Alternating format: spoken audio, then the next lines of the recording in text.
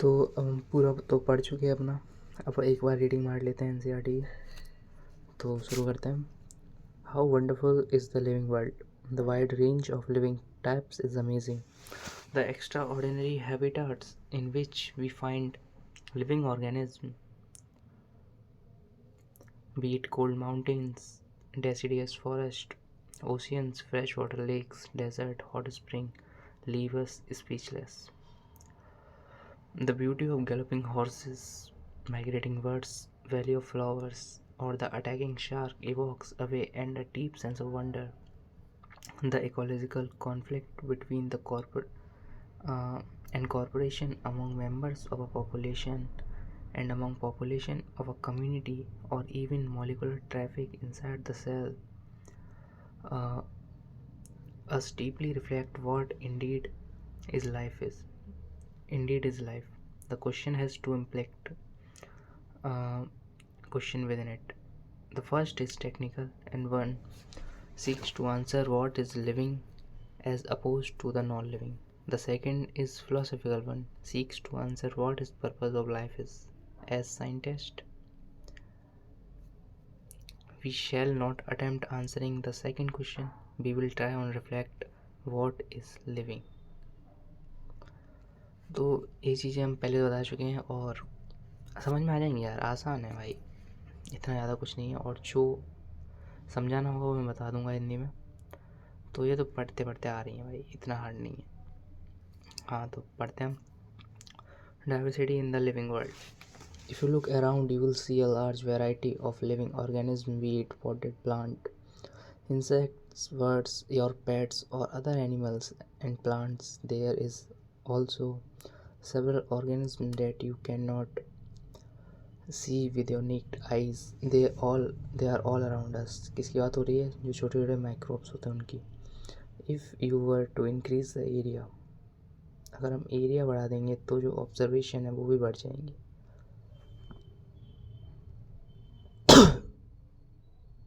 Sorry. The range and variety of organism that you see would increase, मतलब बढ़ जाएंगे, area बढ़ाएंगे तो स्पीसीज की जो रेंज है वो बढ़ जाएगी। Obviously if you visit a dense forest you would probably much greater number of kinds of living organisms. Each different kind of plants, animal, organism that you see represent a species. The number of species that are known and described range 17 से 18 लगेंगे, 1.7 to 1.8 million. This refers to the term biodiversity or the number and types of organisms present on Earth. We should remember here as it we explore new areas or even old ones. New organisms are continuously being identified. Means हम पुरानी area जो हम पहले देख चुके हैं उन्हें कुछ टाइम के बाद फिर देखेंगे तो हमें वहाँ भी नए ऑर्गेनिज्म दिखेंगे। As stated earlier, there are millions of plants and animals in the world. We know the plants and animals in our own area by their local names. These local names would vary from place to place, even within a country. Probably you would recognize the confusion that would created if we did not find ways and means to talk each other to refer to organism we are talking about. Means अब nomenclature पे आने वाले हैं। Here there is need to standardize the naming of living organisms, such as particular organism is known by the same name all over the world. Means हम ऐसा कुछ system बनाए जिसमें एक जो इस एनिमल है वो पूरे वर्ल्ड में एक ही नाम से जाना जाए। इसी प्रोसेस को हम कहते हैं nomenclature. This process is called nomenclature. Obviously nomenclature or naming is only possible when the organism described correctly and we know what organism name is attached to. इसको हम क्या कहते हैं? आइडेंटिफिकेशन। मीन्स एक ऑर्गेनिज्म को उसके किसी और ऑर्गेनिज्म के रेस्पेक्ट में हम पहचानते हैं, उसे हम आइडेंटिफिकेशन कहते हैं। In order to facilitate the study, the number of scientists have established procedure to assign a scientific name to each known organism. This is acceptable to biologists all over the world. For plants, scientific names are based on agreed principles and criteria which are provided by International Code of Botanical Nomenclature. You may ask, how are How are animals named? Animal taxonomists have evolved international code of zoological nomenclature. The scientific names ensure that each organism has only one name. Description of any organism should enable the people to arrive the same name. They also ensure name has not been used for any other known organism. Means एक organism का एक ही name होगा, वो किसी और organism के लिए use नहीं होगा. ठीक है, ये लिखा.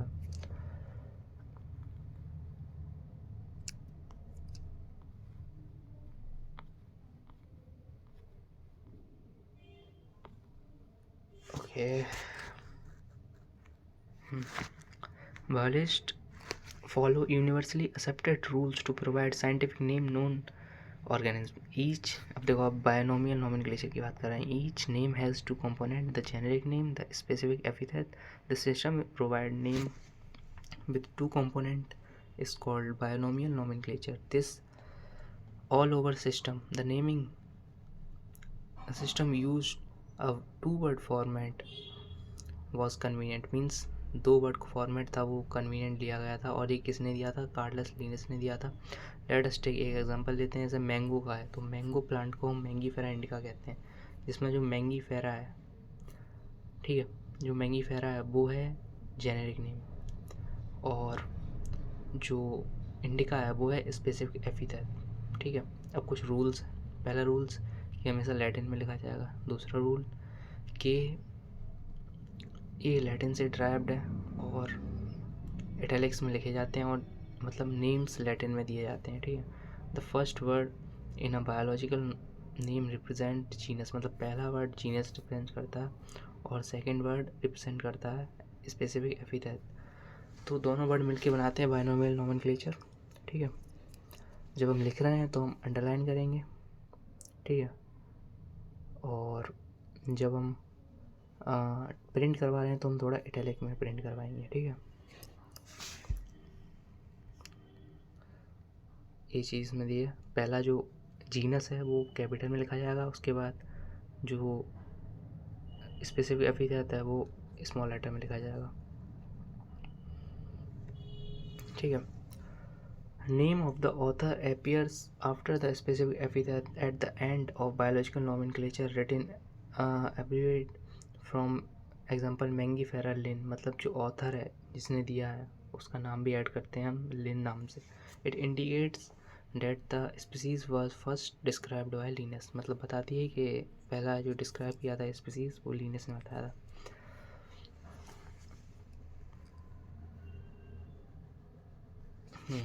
Since it is nearly impossible to study all the living organisms, it is necessary to devise some means to make this possible. अब देखो क्लासिफिकेशन की बात हो रही है. The process is called classification. Classification is the process by which anything grouped in convenient categories based on some easily observable character. For example, we easily recognize groups of plants, animals, dogs, cats, insects.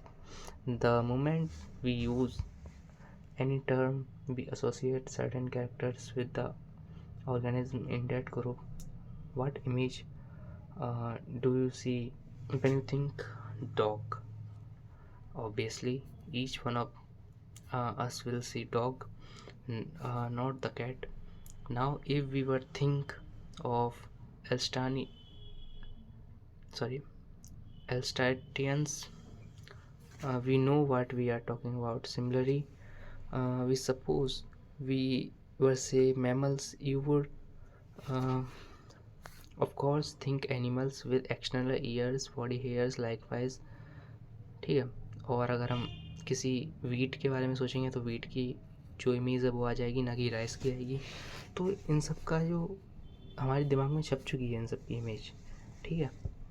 अब इन्हीं सबको हमने कैसे use किया है study करने के लिए. हमने एक साइंटिफिक टर्म ली है कैटेगरी में, मतलब the scientific term for these category, ये सब कैटेगरी इनके साइंटिफिक टर्म है taxa.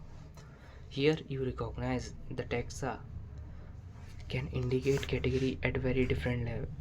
Plants also form of taxa. Wheat is also taxa. Similarly, animals, mammals, dogs are also taxa.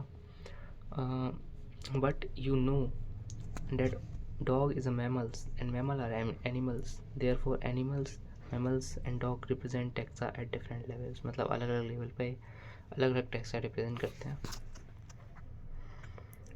Here, based on characteristics, all living organisms classify into different taxa. This process is called taxonomy. Taxonomy क्या है? Arrangement है एक animal का जिसमें हम identification करते हैं, nomenclature करते हैं और क्लासिफिकेशन करते हैं. एक किसने दिया था? एपीडी कैंडोले ने दिया था. ठीक है, यही मैंने यही बताया. ये रहा.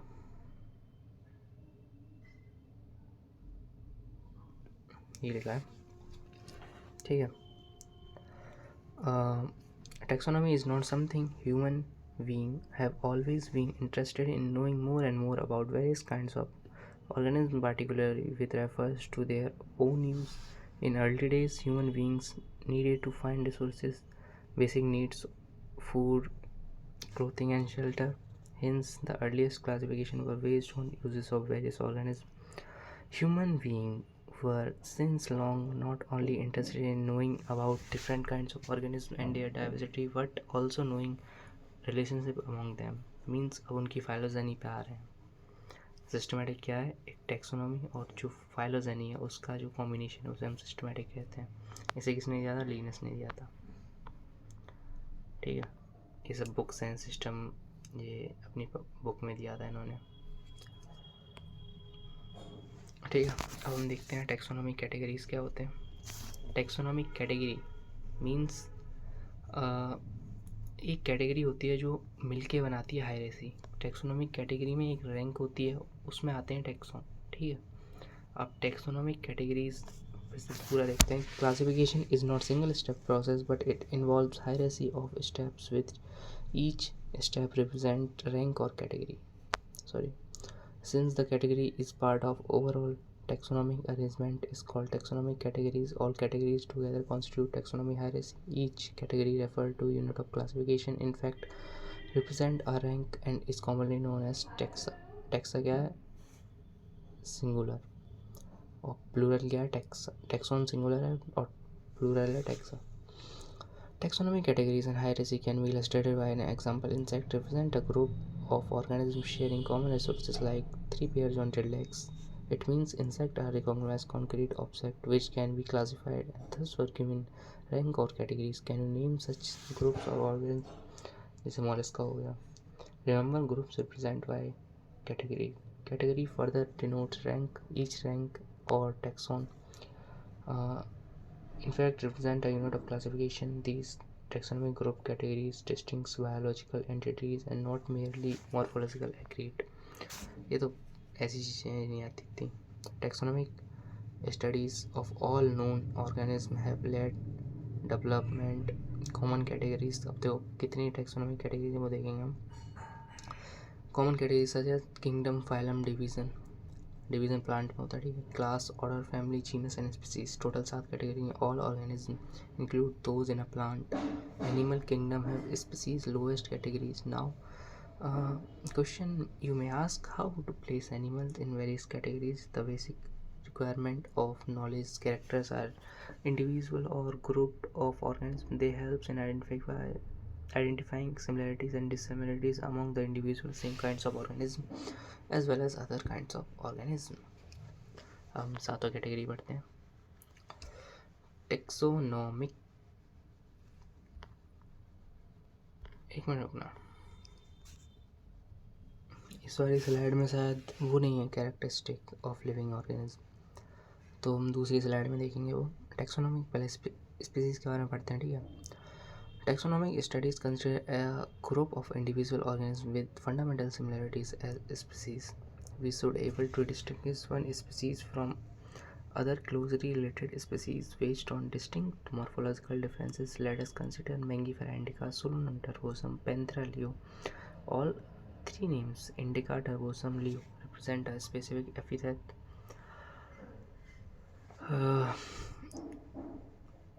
While the first word Mangifera, Solanum, Panthera are generally represent another higher level of taxon categories जो आगे पढ़ेंगे जिसे हम जीनस कहेंगे. ठीक है, तो यही एग्जाम्पल थे इसके.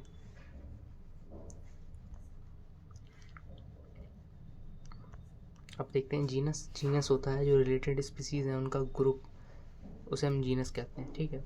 जैसे सोलोनम टर्बोसम, आइपोमियम, सॉरी सोलोनम टर्बोसम, एक जीनस के अंदर कितने आते हैं, अलग अलग जीनस होती हैं। सोलोनम टर्बोसम, पेंथ्रा लियो, पेंथ्रा पैरडस, पेंथ्रा टिग्रिस, सोलोनम मिलोंगिना, अलग अलग चीज़ सोलोनम है और जो पेंथ्रा है ये सब जीनस है, ठीक है। फेलिस कैट में आता है, ठीक है। फेलिस जो होती है वो कैट उसमें आती है, फेलिस वाली में। फैमिली क्या होती है, जो ग्रुप ऑफ जीनस होते हैं रिलेटेड। जैसे फैमिली में हम सोलोनेसी पढ़ते हैं बेसिकली, धतूरा और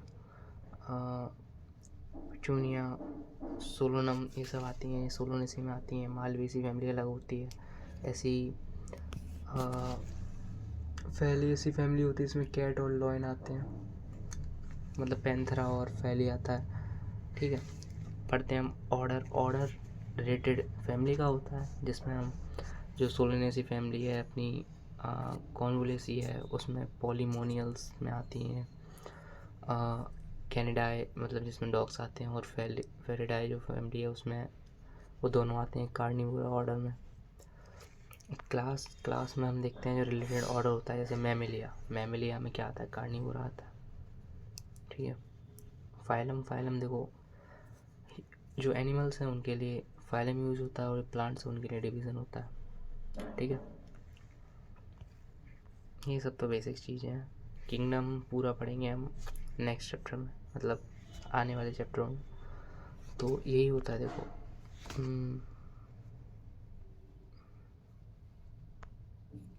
देखो जैसे हम ऊपर जाएंगे, ठीक है, तो जो सिमिलैरिटी है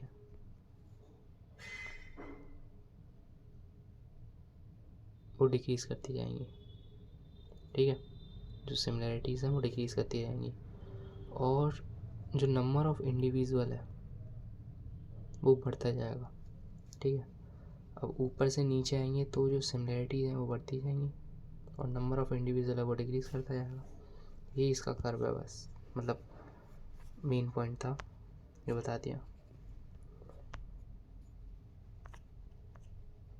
ये कुछ नेम्स हैं, जैसे मैन को उसका बायोलॉजिकल नेम होमोसेपियंस है, जीनस होमो, फैमिली होमिडाई, ऑर्डर, ये तो उससे करने पड़ेंगे यार, बुक से याद करने पड़ेंगे। दूसरी स्लाइड देखता हूँ, इसमें कैरेक्टरिस्टिक है। तो हम देखते हैं what is living. When we try to define living, we conventionally look the distinct characteristics exhibited by living organism, growth, reproduction, ability to sense environment and movement. A switchable response come to our mind immediately as unique feature of living organism, but one can add few more features like metabolism, ability to self-replicate, self-organize, interact, and emergence. To this list, let us try to understand each of these. All living growth. All living organisms grow. Increase in mass, increase in number of individuals are two characteristics of growth. A multicellular organism grow by cell division. In plants, growth of cell division occurs continuously throughout the lifespan. In animals, growth is seen only up to a certain age.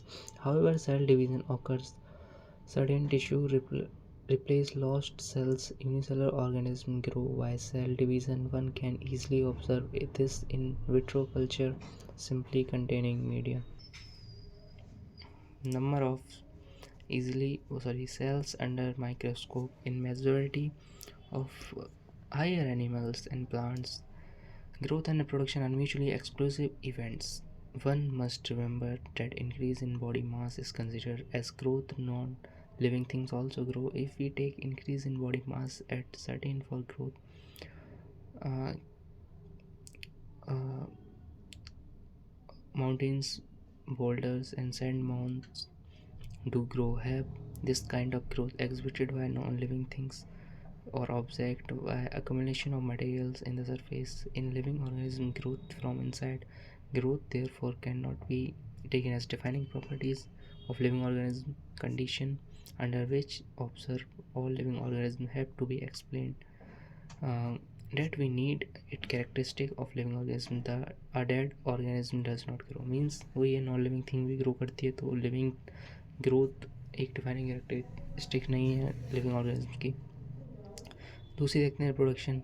Reproduction likewise is a characteristic of living organism. In multicellular organism, reproduction refers to the production of progeny processing features much or less similar to those parents. Invariably and implicitly, we refer to sexual reproduction. Organism reproduce via asexual mode, जैसे फंजा है वो बहुत सारे millions of asexual spore form करती है। इन lower organism जैसे east hydra, उसमें budding से होता है। प्लेनिया में रीजनरेशन से होता है। फ्रेगमेंटेड ऑर्गेनिज्म में फ्रेगमेंटेशन से होता है। जो फंजा है वो जैसे फ्रेगमेंटेड एल्गी है, प्रोटोनेमा है जो मॉसेस में होते हैं। ग्राफाइट में हम देखेंगे all easily multiply fragmentation when it comes to unicellular organism like bacteria, unicellular algae, amoeba. Reproduction is synonym of growth, मतलब एक सेल है डिवाइड करेगी तो रिप्रोडक्शन भी करेगी और ग्रोथ भी करेगी, यही बताया इसमें। लेकिन कुछ होते हैं, ग्रोथ को हम डिफाइनिंग प्रॉपर्टी नहीं कह सकते क्योंकि कुछ होते हैं इनफर्टाइल ह्यूमन कपल्स वर्कर भी वो नहीं कर सकते ग्रो, वो रिप्रोड्यूस नहीं कर सकते, इसीलिए रिप्रोडक्शन भी डिफाइनिंग प्रॉपर्टी नहीं है। तीसरी है metabolism. Another characteristic of life metabolism. All living organism were made chemicals, मतलब सब केमिकल से बने हैं, छोटे बड़े जितने भी केमिकल्स हैं उन सब से बने हैं और केमिकल रिएक्शन अपनी बॉडी के अंदर होते रहते हैं। ठीक है, ये बताया। All living organism made of chemicals, chemicals fake and where small belongings to various classes, size, functions, constantly made, change some other biomolecules. The conversion are chemical reaction, metabolic reaction. The thousand of metabolic reaction occur simultaneously inside the living organism, be they unicellular and multicellular. All plants, animals, fungi and microbes exhibit metabolism. Sum of total chemical reaction जो हमारी body में हो रहे हैं उसे हम metabolism कह सकते हैं। Non living thing metabolism exhibit नहीं करती, इसीलिए जो मेटाबॉलिज्म है वो डिफाइनिंग प्रॉपर्टी है वो लिविंग ऑर्गेनिज्म की। ठीक है, इसे हम इन विट्रो कल्चर जो होता है उस पर ऑब्जर्व नहीं कर सकते, इसीलिए। Perhaps most obvious technical complicated feature of organism क्या है इसमें? Ability to sense their surrounding, environment respond to their environment stimuli, मतलब हम कितने कॉन्शियस हैं एनवायरनमेंट के रिस्पेक्ट में। तो जो कॉन्शियसनेस है वो लिविंग ऑर्गेनिज्म ही शो कर सकते हैं, इसलिए कॉन्शियसनेस भी एक प्रॉपर्टी है। ठीक है, अगर when it comes to human beings it is all more difficult to define living state. We observe patient lying in a coma, hospitals virtually spotted by machines with replaced heart, lungs, the patient otherwise brain dead, patient has no self consciousness, are such patients who never back to normal living or non-living. In higher classes you will come to know living phenomena due to underlying interaction properties of tissue are not present in constituents arise result in interaction among constituent cells. Similarly, properties of cellular organism is not present in molecular constituents of the organelle but arise as a result of interaction upon molecular component comprising organelle. These interaction result in emergent properties. He emergent property होती है higher level of organization. Therefore, we can say that life organisms are self-replicating, evolving, self-regulating, interactive system capable of responding and external stimuli. Biology is the story of life on Earth. Biology is the story of evolution of living organisms on Earth. All living organisms, present, past, future, are linked to one another, sharing a common genetic material but varying degree. तो यही था अपना chapter. अब next chapter हम शुरू करेंगे biological classification. पहले उसका ब्रीफ एक्सप्लेनेशन देखेंगे, फिर क्वेश्चन सॉल्व करेंगे कम से कम उसके 300 350 क्वेश्चन, और फिर हम एनसीईआरटी देखेंगे। ठीक है, टाटा।